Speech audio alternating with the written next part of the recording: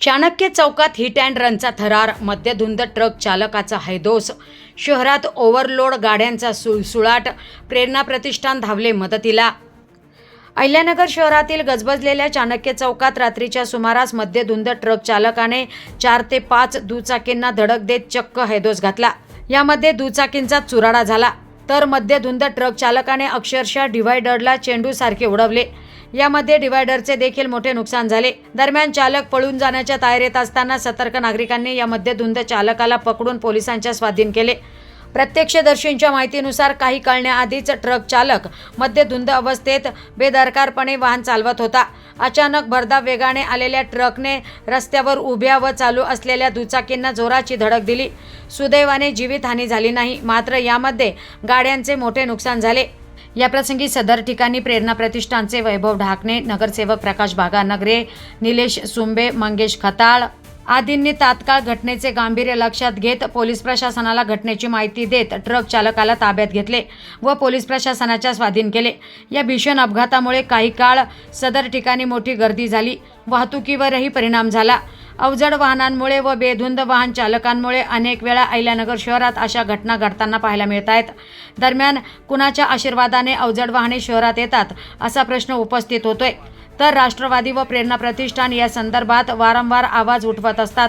अवजड वाहने शहरातून येऊ नये म्हणून प्रशासनाला वेळोवेळी निवेदन देऊन जाग आणण्याचा प्रयत्न करतात, मात्र झोपलेल्या प्रशासनाला जाग येत नाहीये का? वारंवार निवेदन देऊनही प्रशासनावर काहीच परिणाम होत नाहीये। प्रशासन नगरकरांच्या जीवाशी खेळतंय का, असा देखील प्रश्न उपस्थित होतोय।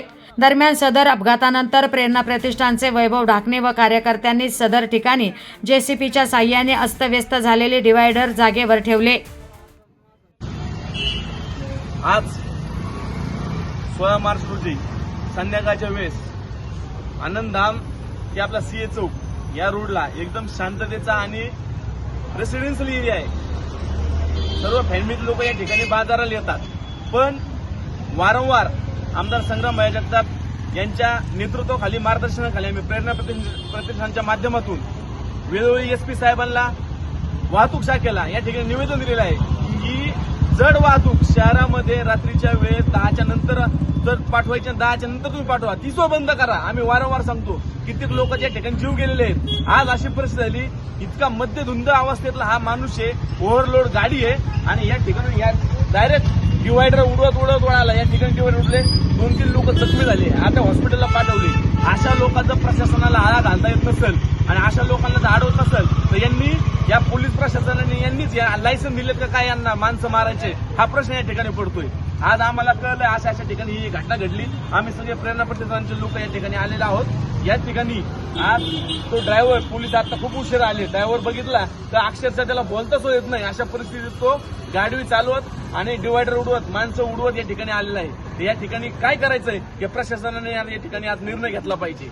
आज आम्ही उद्या एसपी साहेबांना आणि शहर वाहतूक जाब विचारणार आहोत की कुठल्या बेसिसवर आता का टाइम आहे 8:30-9 वाजता या गाड्या कस काय आतमध्ये आल्या। आज एवढे लोकांना उडवलं असतं, एखाद्या जीवितहानी या ठिकाणी झाली असल्यास जबाबदार कोण हे त्यांनी सांगितणं गरजेचं आहे।